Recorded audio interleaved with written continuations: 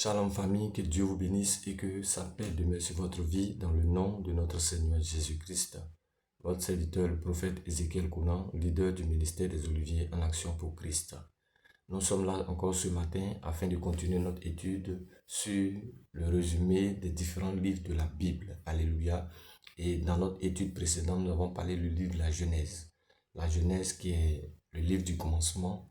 C'est dans la Genèse que nous voyons la faillite de l'homme. Nous voyons l'origine du péché, l'origine de la mort. Nous voyons le premier meurtre qui a eu lieu. Caïn qui tue son frère Abel. Comment est-ce que la sorcellerie est entrée dans la race humaine. Alléluia. Ça, c'est le commencement. Aujourd'hui, nous parlerons du deuxième livre qui est le livre de l'Exode.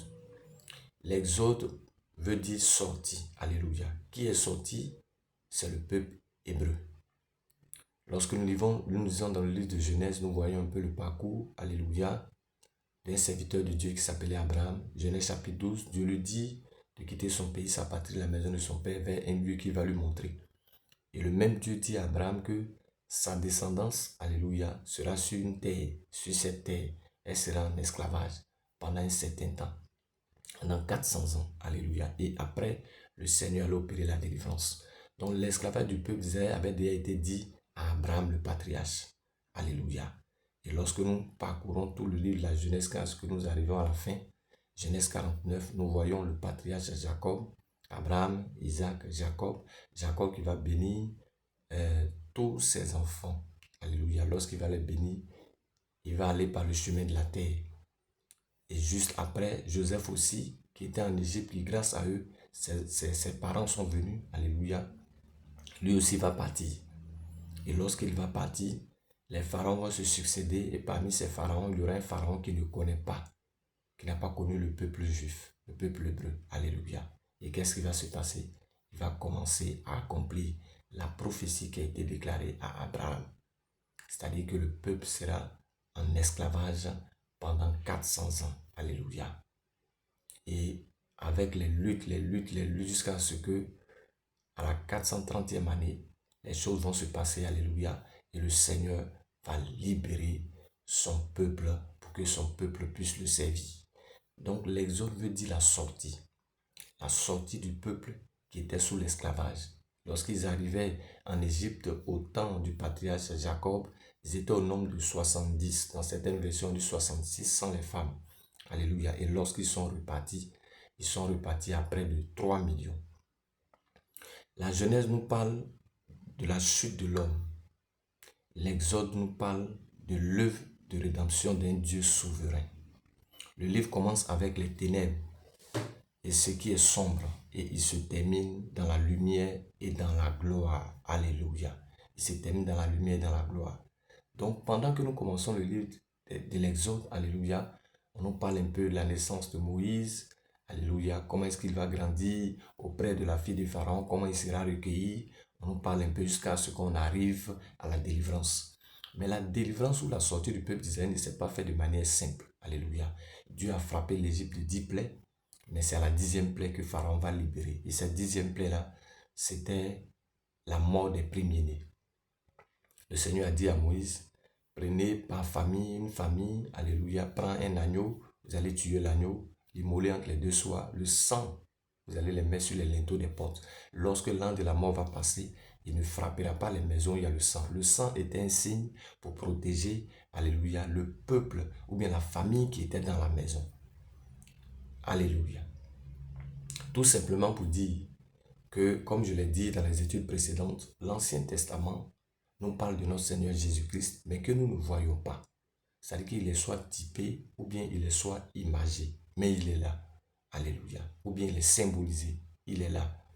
Mais il n'est pas encore visible. Alléluia. Sinon, le Seigneur Jésus est déjà avec nous dans l'Ancien Testament, mais on ne le voit pas. Alléluia. Alléluia. Et c'est ce que nous devons comprendre. Donc, lorsque nous lisons l'Ancien Testament, nous devons comprendre que tout ce que les livres nous parlent de notre Seigneur Jésus-Christ, toutes ces choses nous amènent vers le Seigneur. C'est pourquoi la Bible déclare que la loi était comme un pédagogue pour nous amener à Christ. Le Seigneur est en train de nous envoyer à Christ, le véritable Dieu. Mais il prend son temps, alléluia, par des choses qu'il demande aux hommes de faire. Il prend son temps pour se révéler à eux, pour que les hommes puissent comprendre. Parce que de par le cerveau que nous avons, Il y a des choses que nous ne pouvons pas comprendre de Dieu. Donc, il faut qu'il y ait du temps. Alléluia. Donc, qu'est-ce qui va se passer? C'est que dans le livre de l'Exode, la délivrance vient par le sang. Et l'agneau qu'ils ont tué est une image de notre Seigneur Jésus-Christ. Son sang a coulé pour nous, pour racheter l'humanité. L'Égypte, c'est une image du monde. Nous étions tous dans le monde. Alléluia. Et c'est de là que le Seigneur est allé nous faire sortir, nous libérer. Tous ceux que Dieu a appelés, qui sont ses serviteurs, qui sont ses enfants, étaient quelque part dans le monde. Nous étions dans le péché. Et le Seigneur a fait quoi? Il nous a rachetés. Alléluia. Il nous a délivrés. Donc lorsque nous lisons le livre de l'Exode, c'est une image de notre délivrance. Alléluia. De la même manière que le peuple juif a été délivré, alléluia. Nous aussi, lorsque nous fêtons la Pâque, parce que c'est dans ce livre que nous avons entendu les premiers pas de la Pâque, alléluia, les premiers sons de la Pâque, c'est là que tout a commencé, alléluia. La Pâque qui est venue passer outre. Quand l'ange allait venir et que l'ange allait voir le sang sur le linteau des portes, il allait passer outre, pas ça, passer outre. C'est ça qu'est devenu la Pâque, alléluia, alléluia, alléluia. Donc pendant que nous lisons le livre de l'Exode, nous pouvons tracer le livre de l'Exode en plusieurs grandes lignes. La première ligne, c'est que de Exode chapitre 1 jusqu'à Exode chapitre 11, nous voyons Dieu qui prépare Moïse le libérateur. Dieu prépare son serviteur pour libérer le peuple. Exode chapitre 12 à 14, la délivrance vient par le sang et par la puissance de Dieu. Exode 15 à 18, le peuple est sorti, ils sont en train de marcher pour aller vers le mont Sinaï. C'est là que commence l'éducation spirituelle. Exode 19 à 24, notre Dieu nous présente maintenant la loi, le miroir divin pour nous montrer notre grand état de pécheur. Et Exode 25 jusqu'à Exode 40, les plans pour la construction du tabernacle, témoignant que Dieu habitait bien au milieu de son peuple. Alléluia. Donc c'est dans, alléluia, le livre de l'Exode que nous voyons ces grandes lignes. Comment est-ce que Dieu a donné des orientations? Il a dit à Moïse, selon le modèle que tu as vu dans les cieux, reproduis ce même modèle sur la terre. Parce que je veux tabernacler, je veux habiter parmi vous. Alléluia. Nous voyons un peu un Dieu qui aime ses enfants et qui veut faire d'eux une nation. Alléluia. C'est de là que tout est parti. Puisque Dieu veut habiter avec eux, alléluia, il va leur demander de bâtir, alléluia, une maison, une tente, ou bien je peux dire, c'est l'image, alléluia, de la maison de Dieu, de la présence de Dieu. Mais c'était quelque chose qui était mobile, un temple qui était mobile, où on pouvait se déplacer. Alléluia. On voit cela dans le livre de l'Exode. Alléluia. Comment est-ce que Dieu donne les plans, comment est-ce que Dieu a dit à Moïse, voilà comment tu dois construire, alléluia, le tabernacle. Alléluia. En tout cas, c'est un livre qui est très intéressant parce que quand nous le lisons, nous voyons notre vie passer lorsque nous étions en Égypte et le Seigneur nous libère. Le Seigneur nous délivre.